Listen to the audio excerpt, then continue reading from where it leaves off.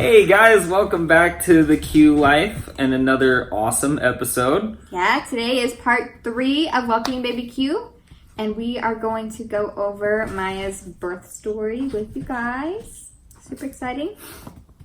So as you guys know, a couple videos back, beginning of July, I went to the birthplace because I was kind of having contractions, and then they stopped. So then after that, it was kind of like, this We're baby's ready. here. Like, we are ready to go. I was 37 weeks in the clear. Baby.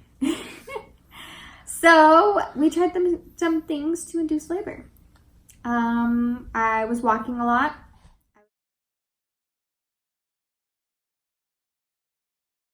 I also drank a bunch of raspberry leaf tea.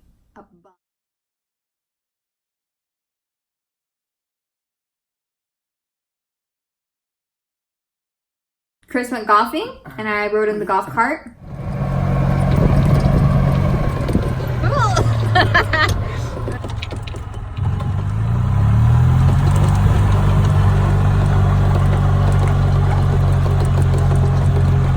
Didn't work, It didn't work. but I still had fun. It was a good day. It was a nice day, but it didn't work. Good time. So yeah, I mean, and they always tell you that if your body's not ready to go into labor, it won't. And it didn't. And that's just the end of it, is that you can't rush it. Yeah, you can't force it. So none of that stuff worked. So we made it to my due date appointment. So 40 weeks pregnant, I went to my doctor's appointment. I was having some backaches that were like 10 minutes apart, but nothing super, I wasn't like having any bleeding or anything like that. She did strip my membranes at my appointment to try and like get my body to, Didn't work. get the idea. It worked for like a couple hours. Like there were a couple hours where the backaches were really close together and I was in tons of pain. But after laying on the couch for the afternoon, it kind of went away. So due date appointment was July 24th. And that was kind of it. Nothing super exciting. Then the morning of the 25th, Maya's birthday, got interesting. So the next morning, I had backaches again, but they were like 5 minutes apart. You caused this. Yes. You caused this. And even Cris told me that morning to just go in. He was like, don't go to work, just go in. And I told him no, that I was going to go to work. But that didn't last long. So by 8:30, I was texting and calling Cris, telling him that I was going to go get looked at.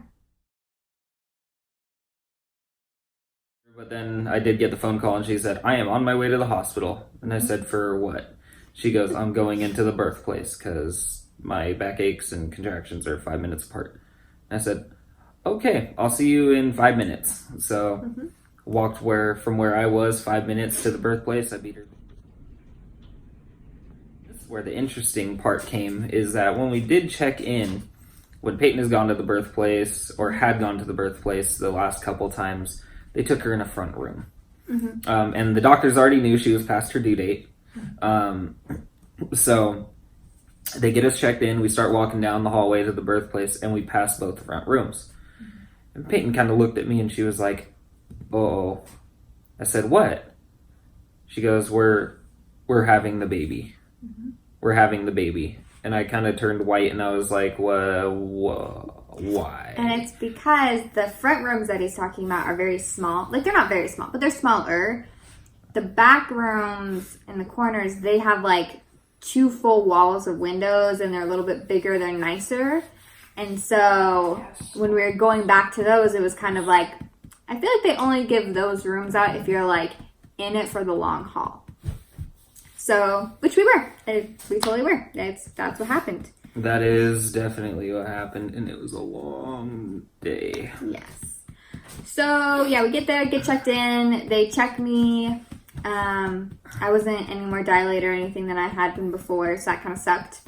And then, the nurse tells us that her head is faced sideways.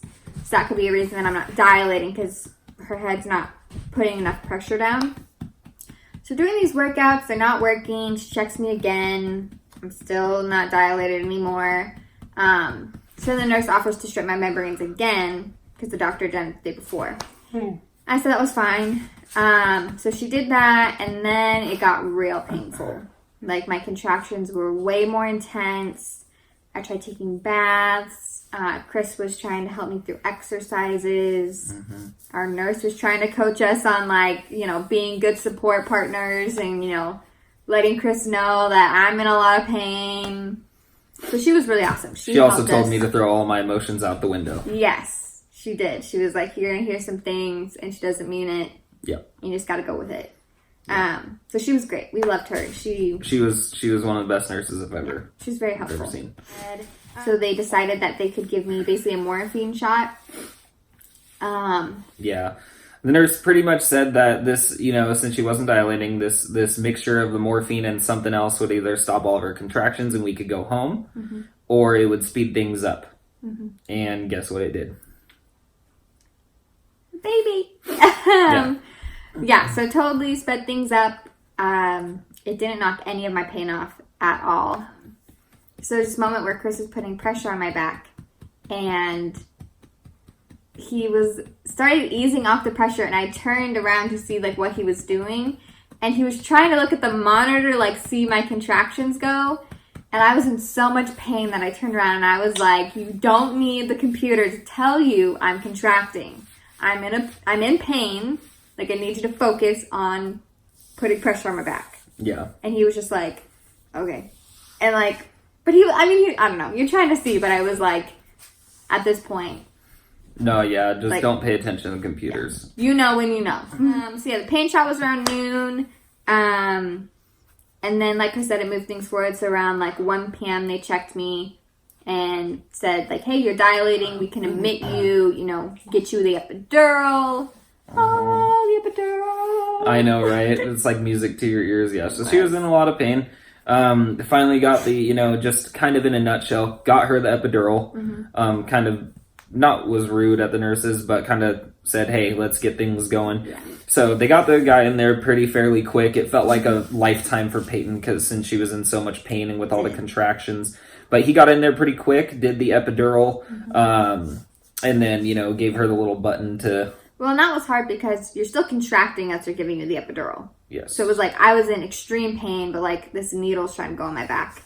Yeah. So we got through it. I'd say those last like 15 minutes after the epidural was in were like the hardest because it's not yet like working, but you have a needle in your back. And so it's like getting through that. So we got through that. That was like 2. And I think it was around like 6 or so. Mm-hmm. The nurse was checking me again, and when she went to see if my head position had moved at all, she accidentally broke my water. So my water was so full, not leaking. Yeah, it was very thin. Yeah, like it was weak and stuff because the bag was weak, and so when she went to check, it just broke. So this one was ready. Yeah, the water was everywhere. She had to actually like mop up the floor. There you go. It was a lot. It was a lot of water. Yeah, and obviously, as most of you know, once that water breaks, it's kind of it's going. And then at 8:30, the new nurse checked me, and I was pretty much ready to go. I mean, we were 10 centimeters. Yep. And our hospital practice is like laboring down. So I didn't start pushing until like 9-ish or so. They waited a little bit. And that also gives time for like the doctor to get there. And yeah, I started pushing around 9. And then by 9:24, we had a little mini me. She was here. Yeah. It's more like a mini me. But it's mini both of us. Mm-hmm. 5, 6, 7, head, 8, 9, 10. Good. Okay. Push again. Push again. Push again.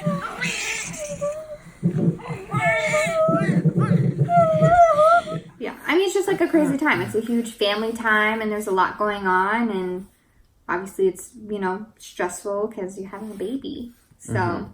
So anyway, fast forwarding to night 1. Yes. So yeah, night 1, that was the scariest one of my life. It was scary. Payton pretty much collapsed in the bathroom after they tried to get her to go to the bathroom. Well, I saw on the toilet. Well, and it fully collapsed. Right. But well, she didn't remember anything. I passed out. It's like she was blackout drunk. and didn't remember anything. I wish I was. Yeah.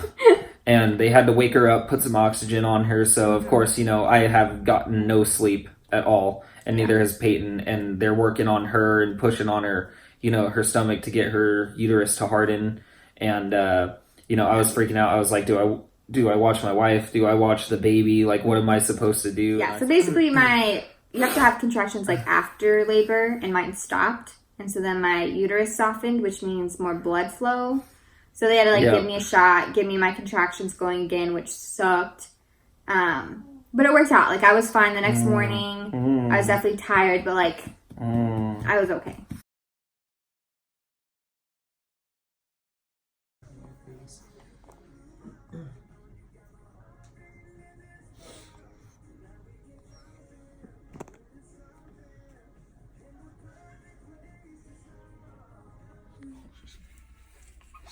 Enjoying that.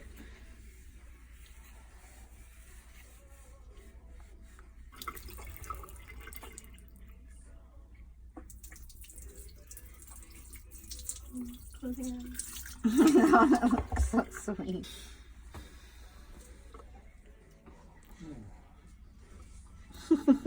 She's like, oh yeah, that feels good. I know, behind the ears sucks a little. Ended up, night 2 came around after night 1, and I've stayed up for 48 hours. I didn't get any sleep. I was like 72. I mean, yeah, I was. No sleep. I was on adrenaline. I was like, I'm a dad now. I need to do this. So basically, it was a lot of cluster feeding. She was on Payton's chest for most of the time, unless she was in the bassinet and swaddled. And side note, she does not like to be swaddled from day 1. No. She likes sleeping with her arms up and her legs out. So that was really interesting. Yeah, but night 2 I think was the hardest night. Yeah, night 2 was a little rough. Cluster feeding sucked. And then with that, she was so gassy. So when I'm not feeding her, Cris is pretty much burping her. All of day 2, our family was passing around burping her, trying to get the gas to move because she was screaming so much. So yeah, but we got through it. We did.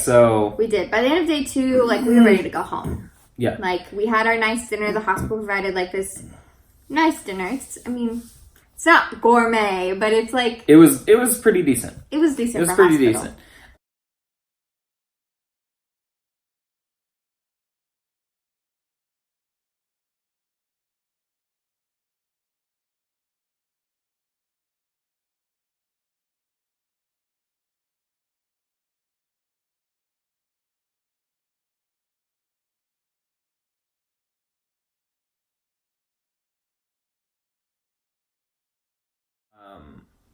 And I think for sure you have to remember that it's very emotional. I remember day 2, I pretty much cried all the way to the car. And it's this moment where the hospital stay is over. You've had your baby. But then on the other hand, there's so much pressure from the nurses and from family of are you feeding her? Are you taking care of her? Are you okay? And so it was just so much pressure, and it was insane. So I don't know how you felt, but that's how I felt. Drained. Yeah, I think you were more tired than anything. But other than that, we've been doing this for 7 weeks now, and it's been going good. Yeah. But the advice that I would give to new parents is or to the dads, is be that support person. Be there for your wife. Pick up the slack around the house, because she does have a full-time job. She has a full-time job taking care of your guys' child, and it's a hard job. Nobody ever said parenting was easy. So my advice would be definitely go to your birthing class at your hospital. I think it's super important, not because it teaches you about the birthing experience, but because it teaches you about that hospital, and you want to get to know the nurses there and what their standard practices are.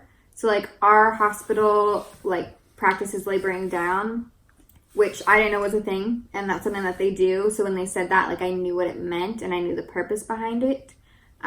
Same with the leg cord cutting, that's standard there. So I think that was the biggest takeaway from our class.